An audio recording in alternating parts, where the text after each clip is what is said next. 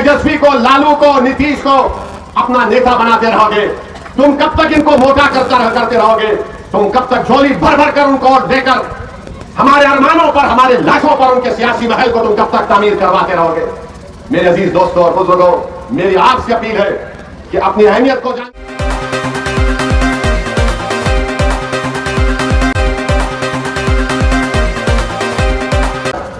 पूरे मंसूबे बनाए जा रहे थे, आपने उन मंसूबों को कैसे नहीं रोक पाए? क्या जवाब होगा तुम्हारे पास? क्या जवाब होगा तुम्हारे पास? सोच लो। हम तो कोशिश करते हैं, करते रहेंगे। हमारा मकसद एक ही है कि भारत की राजनीति हो, बिहार की राजनीति हो। जब यहां पर हर समुदाय का एक लीडर है, तो बताओ मुस्लिम अल्पसंख्यक समाज का कौन नेता है?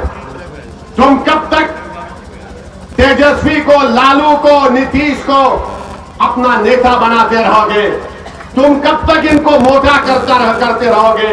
तुम कब तक झोली भर भर कर उनको वोट देकर हमारे अरमानों पर, हमारे लाशों पर उनके सियासी महल को तुम कब तक तामीर करवाते रहोगे? मेरे अजीज दोस्तों और बुजुर्गों, मेरी आपसे अपील है कि अपनी अहमियत को जानिए, अपने के वोट का सही इस्तेमाल करिए। यकीनन बीजेपी को रोकना है। क्यों नहीं रोकेंगे बीजेपी को? आज बीजेपी कह रही है कि यकसा सिविल कोड को नाफिज करेंगे। यकसा सिविल कोड का मतलब यह है कि उत्तराखंड में बीजेपी की सरकार है, वहां पर बीजेपी ने यकसा civil code, uniform civil code का कानून बनाया और उत्तराखंड के मुसलमानों से कह दिया कि तुम्हारी शादी खुदबे निकाह से नहीं होगी, स्पेशल मैरिज एक्ट के तहत होगी। तुम्हारे बेटे और बेटी का निकाह गवाह से नहीं होगा। दुल्हन को और तुम्हारी बेटी को और तुम्हारी बीवी को मेहर नहीं दिया जाएगा। तलाक होगा तो किसी और दूसरे समुदाय के मजहबी कानून के मुताबिक होगा। बताओ, अगर कल पार्लियामेंट में यकसा सिविल कोड का कानून लाया जाएगा तो क्या तेजस्वी यादव खड़े होकर उसको फाड़ेंगे या वैसे उसको फाड़ेगा? आप फैसला करिए। तो मेरी आप तमाम से गुजारिश है कि आप अपना एक वोट का इस्तेमाल करिए।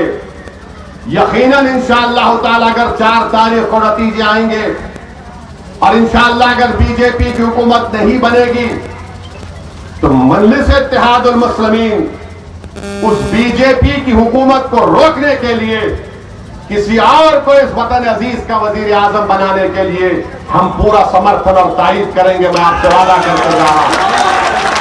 मगर मेरे भाई, जब तक हम अपनी ताकत को नहीं दिखाएंगे कोई हमारे करीब भी नहीं आएगा। जब हम मुत्तहिदा तौर पर अपने ताकत को दिखाएंगे तो यकीनन सब आएंगे। तभी तो आपकी तकालीफ और मसाइल दूर होंगे। वरना आज आप सिर्फ वोट डालने वाले बन गए, आप वोट लेने वाले नहीं बन पाए। मजलिस का पैगाम यह है कि वोट लो, नेता बनो, राजनेता बनो, लीडर बनो, अपने मसाइल को खुद हल करो। ये मजलिस का पैगाम है। आप तमाम का बहुत बहुत शुक्रिया। आप आए और याद रखिए, आपको हिम्मत और हौसले से काम करना है। और किसी शायर ने अच्छा कहा था कि जिंदा रहना है तो मीरे कारवां बनकर रहो। जिंदा रहना है तो मीरे कारवां बनकर रहो। इस जमीन की बस्तियों में आसमान बनकर रहो। इस जमीन की बस्तियों में आसमान बनकर रहो। बहुत बहुत शुक्रिया। अस्सलाम वालेकुम वरहमतुल्लाहि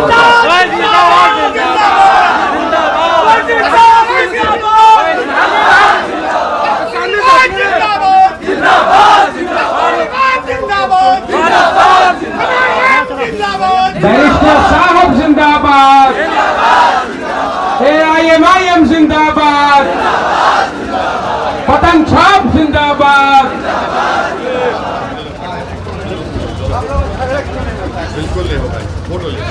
पंडित जी के साथ ओवैसी साहब का एक यादगार लम्हा आप लोग के बीच दुआ में याद रखें। हेलो।